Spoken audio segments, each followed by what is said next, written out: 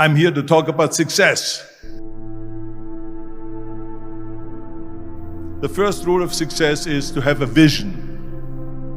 You see, if you don't have a vision of where you go, and if you don't have a goal where you go, you drift around and you never end up anywhere. I mean, as you know, I was born in 1947 in Austria after the Second World War.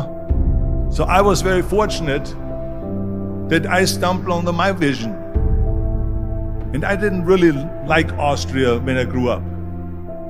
I couldn't wait to get out of there. I couldn't see myself becoming a farmer or a worker in a factory or anything like that.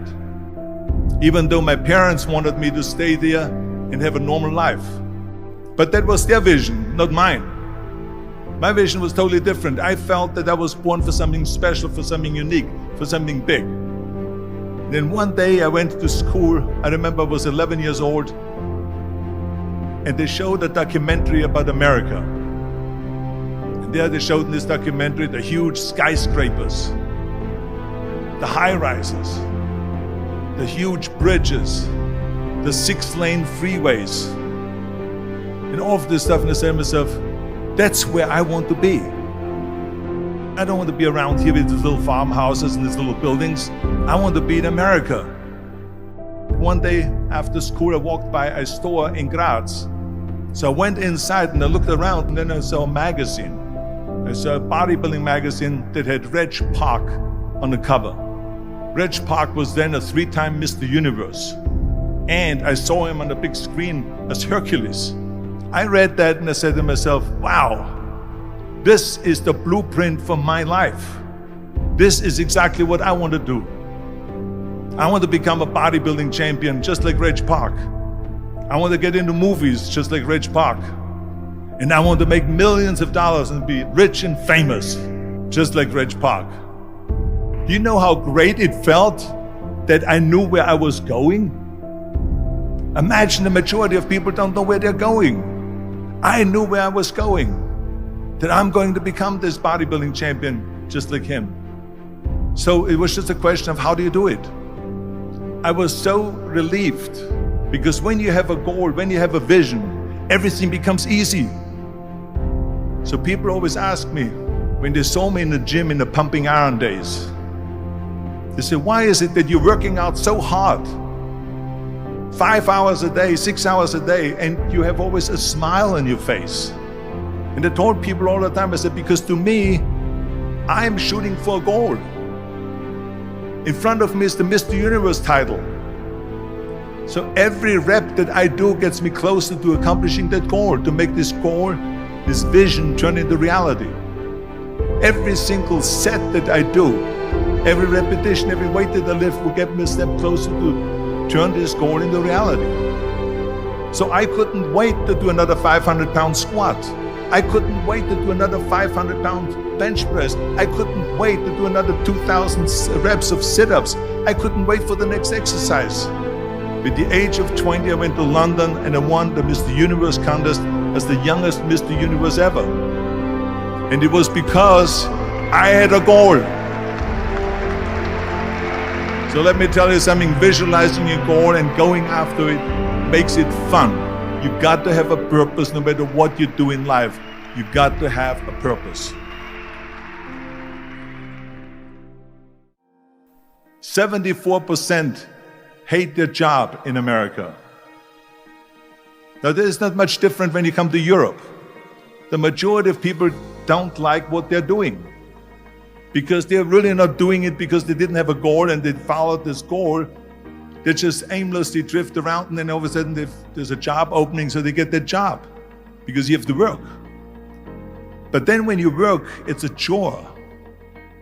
It's work. It's not fun. So if you think about, only a quarter of the people really enjoy what they're doing in life. That is unbelievable if you think about it. So I felt so blessed that I knew what I was doing. It's like a medical student that studies and knows he wants to become a doctor. You know where to go. And the same thing is also in politics. I remember that in politics, I had a very clear vision that I will be the leader of California. That's as far as I could go because I was not born in America, so I could not run for president. So being the governor of the fifth largest state, I should say the largest state, the fifth largest economy in the world, was for me really the ultimate title, the ultimate accomplishment in politics. So even though people came up to me and says, why don't you go and run for something smaller, you're never gonna make it. I ran for governor, and then 2 months later I became governor of the state of California. Again, because I had a very clear vision what I'm gonna do with California. So that's rule number one, have a vision. Rule number two is, don't listen to the naysayers.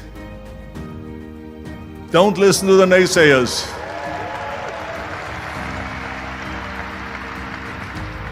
Everything I ever did, the thing that I heard out of people's mouth was, that's impossible.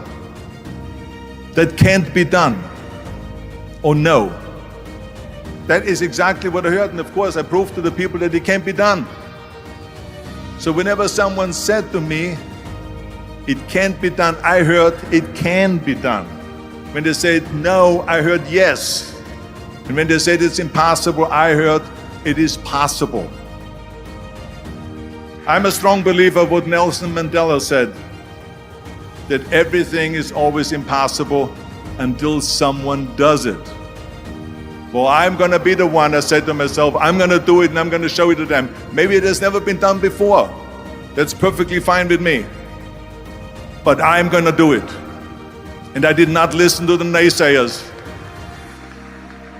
It's all about the hard work that you put in.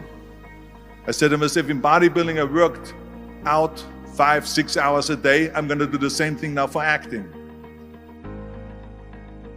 And of course I went to college to study English.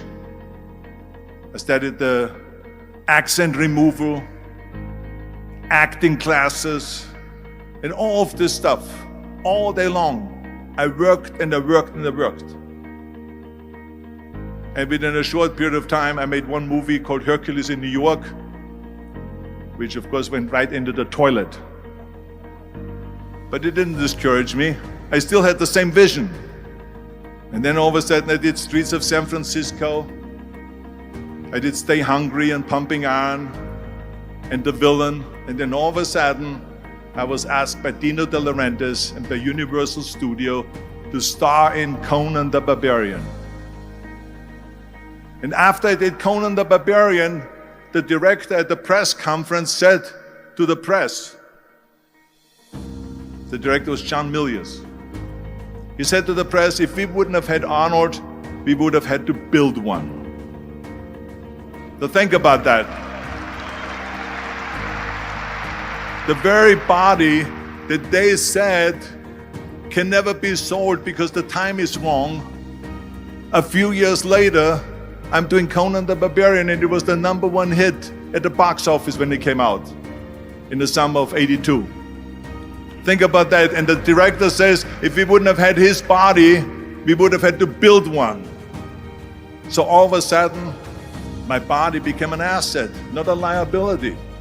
And the same thing was with Terminator. After we were finished filming Terminator, Jim Cameron said to the press, if Arnold wouldn't have had that accent and talked like a machine, I think the movie wouldn't have worked.